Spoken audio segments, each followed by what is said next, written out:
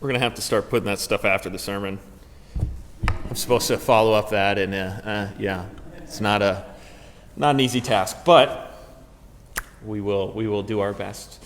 We are in Ruth Chapter 3 today.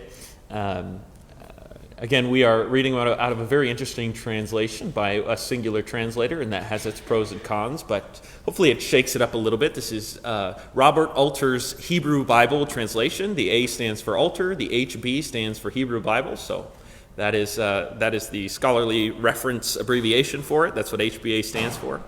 But we're going to read out of Ruth Chapter 3, and I want you to really pay attention and do your best to immerse yourself in the story a little bit. Ruth chapter 3 reads this. And Naomi, her mother-in-law, said to her, "My daughter, shall I not seek for you a settled place for you, that it be well for you? And now, is not Boaz our kinsman, with whose young women you were winnowing barley at the threshing floor tonight? And you must bathe and anoint yourself and put on your garments and go down to the threshing floor. Do not let yourself be known to the man till he has finished eating and drinking. And it will be, when he lies down, that you will know the place where he lies down, and you shall come and uncover his feet and lie down.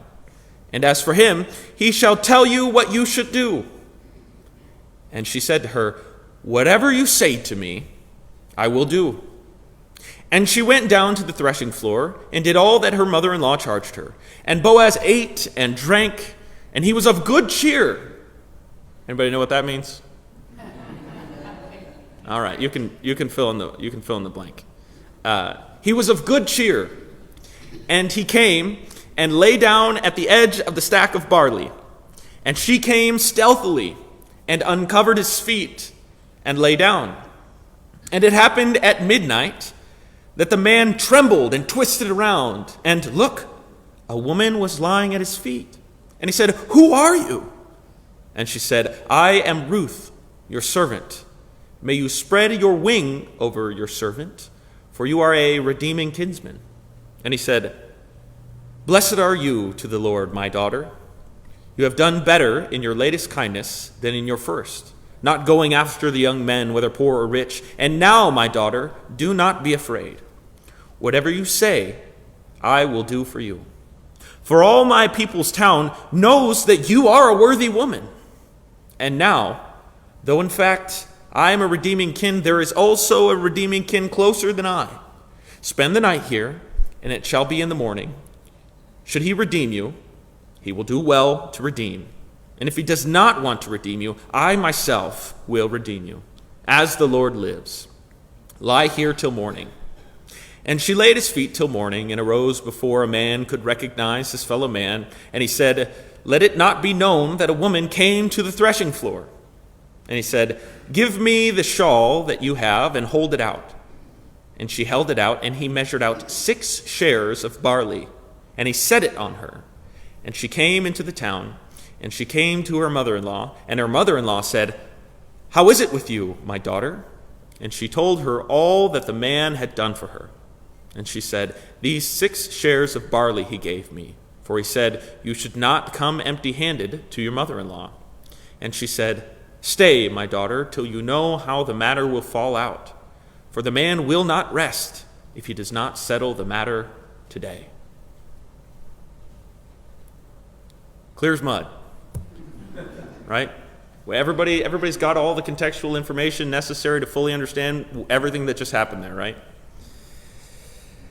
We are officially halfway through the book of Ruth, and by the end of the sermon today, we're going to be 75% of the way through Ruth, which means that next week it will be the last week of the series.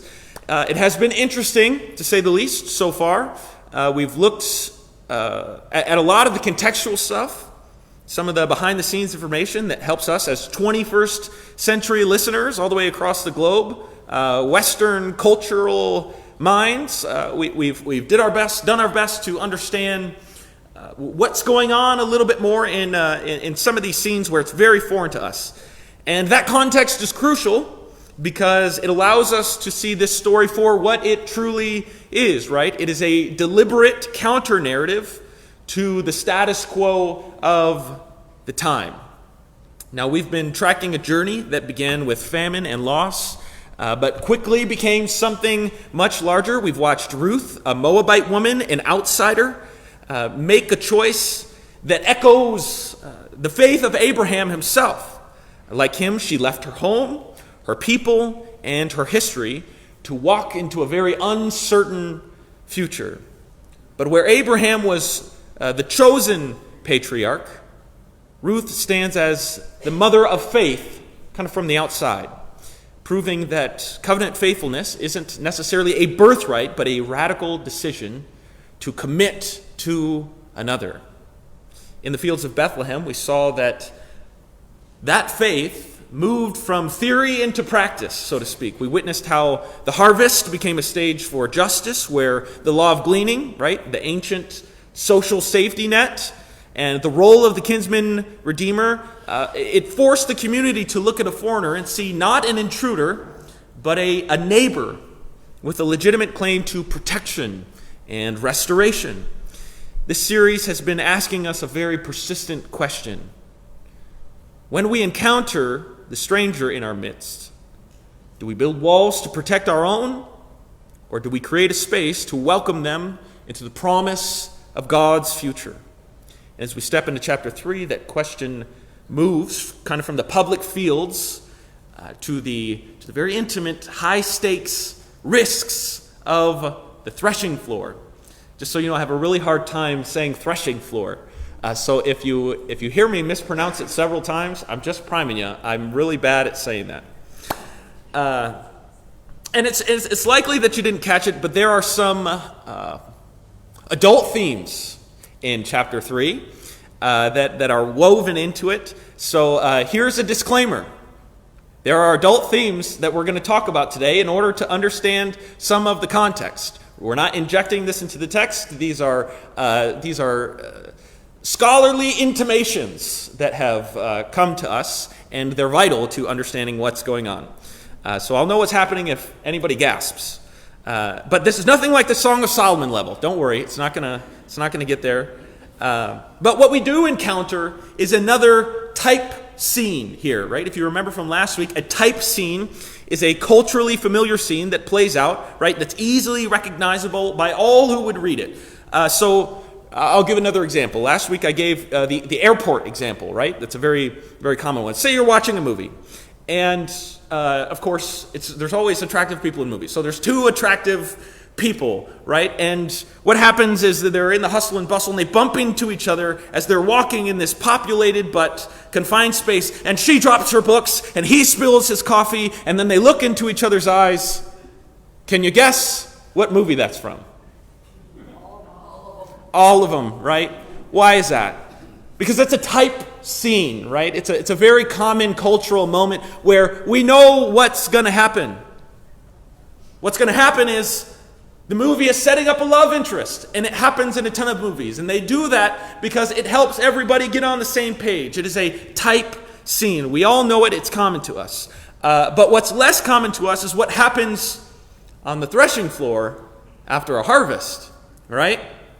There are certain associations that when we read it, we don't quite see the type scene because it's not culturally relevant to us.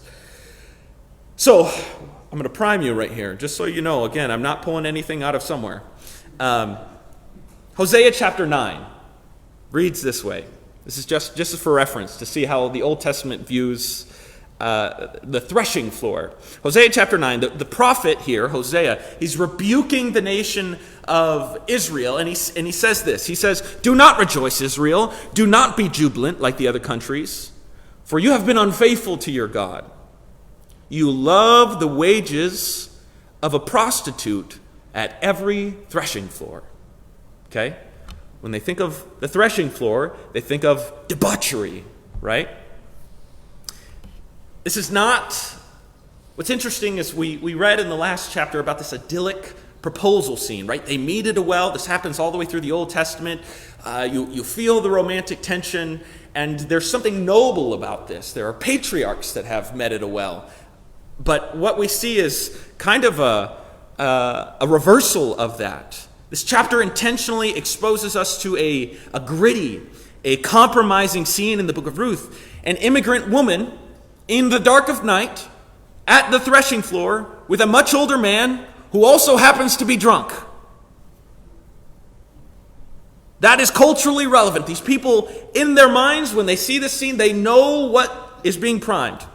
Okay, if you're Ezra and you're Nehemiah, if you're on the nationalist side of the political spectrum during the time when they're trying to systematically cleanse Israel of all immigrants, you're reading the scene and you're saying, if you're them, if you're existing in that time, you're reading this scene and you're saying, I knew it.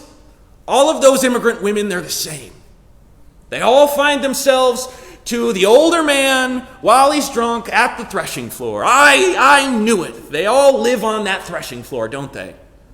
That's how you think if you're on the other end of the political spectrum and you're reading this story, okay? All the racism juices are flowing. All the stereotypes are coming to mind when you're reading this.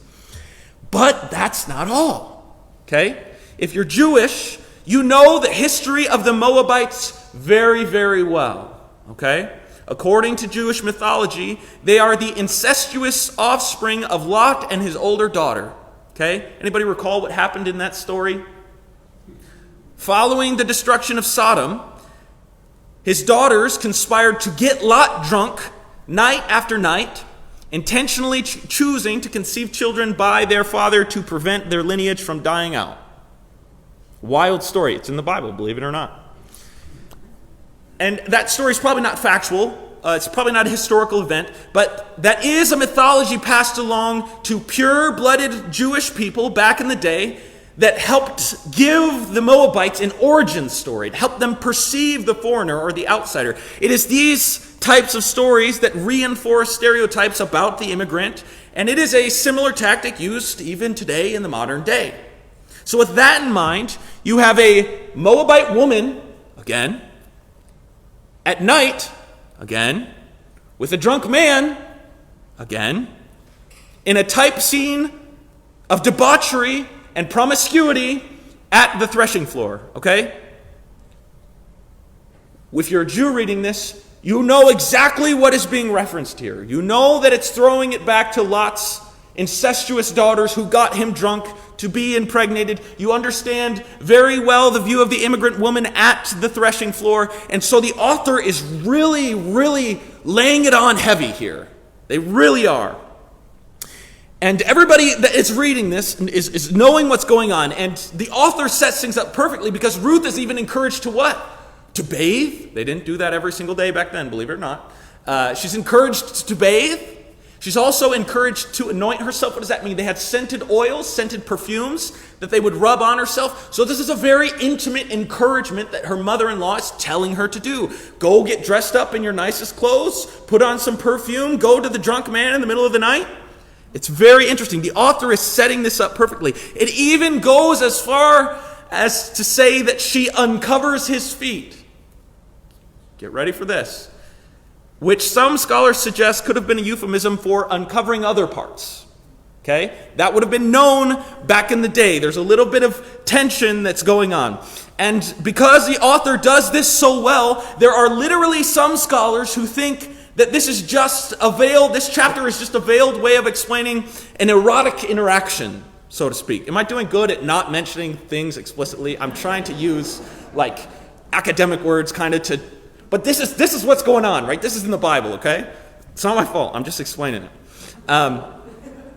But there are some scholars that actually believe, they think that something did happen. Do you know what I mean? Something did happen. Okay? They legitimately think that. There's a group of scholars that think that. The only difficulty with that is that it betrays the intent of the book of Ruth. It betrays the intent entirely if we believe that. If this were to happen, it would reinforce the stereotype. Right? The point of this whole story right here is that they don't have relations.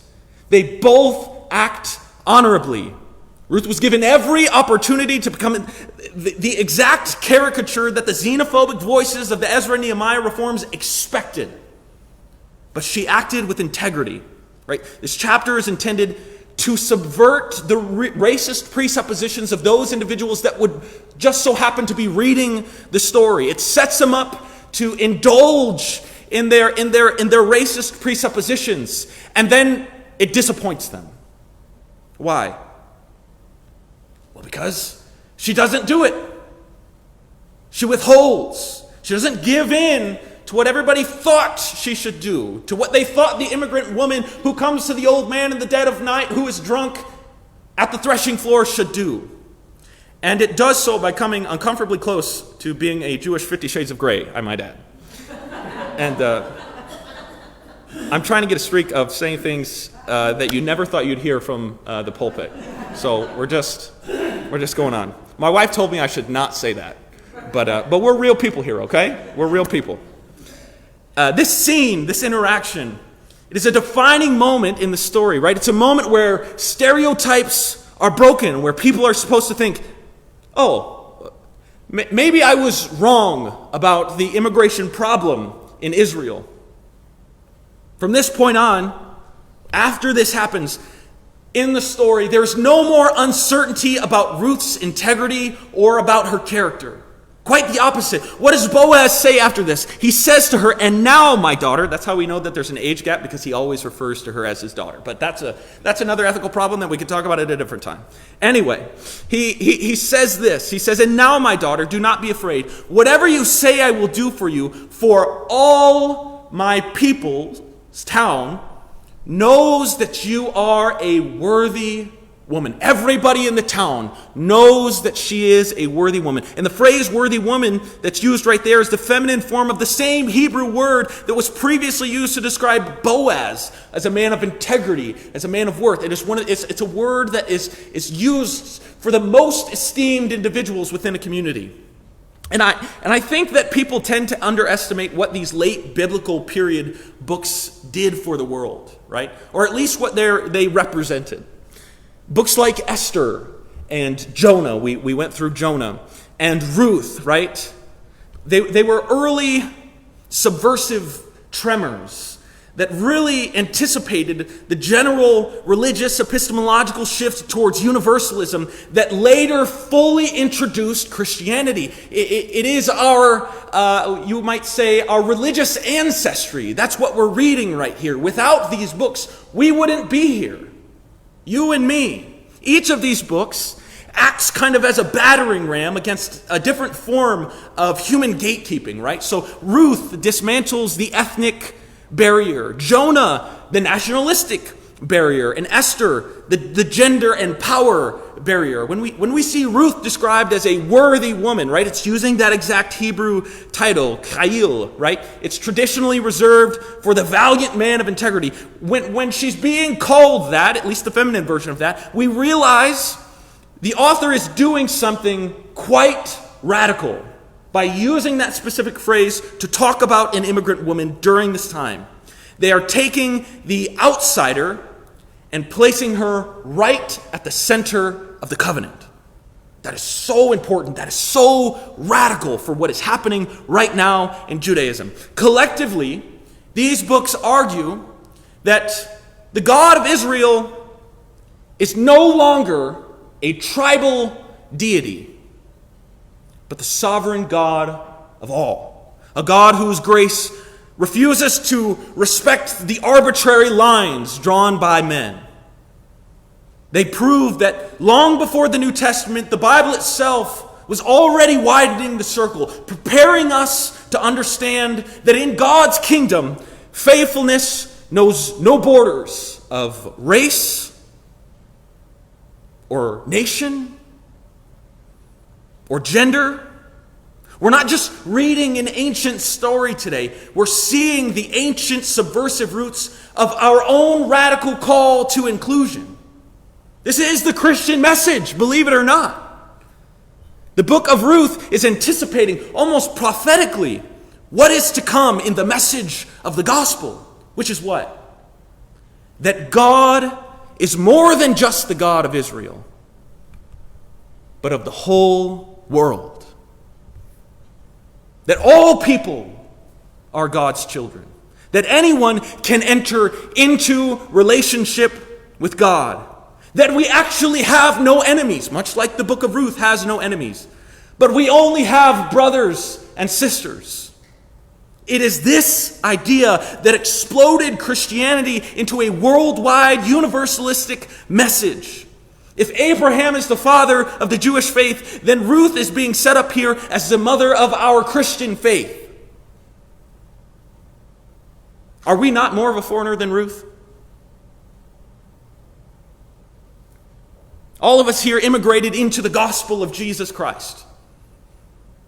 We did. We don't speak Hebrew. We don't live in the Middle East. We don't speak Greek. We're not ethnically looking like we're coming from that place. We couldn't be more different.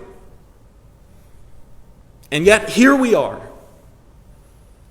Has God not shown radical kindness to us, the outsiders? Every single one of us sitting here. And yet, there are many immigrants into Christianity that have the audacity to exclude the immigrants that come our way. And to do it in the name of Christ, of all people. Forget the politics of it all, right? Seriously.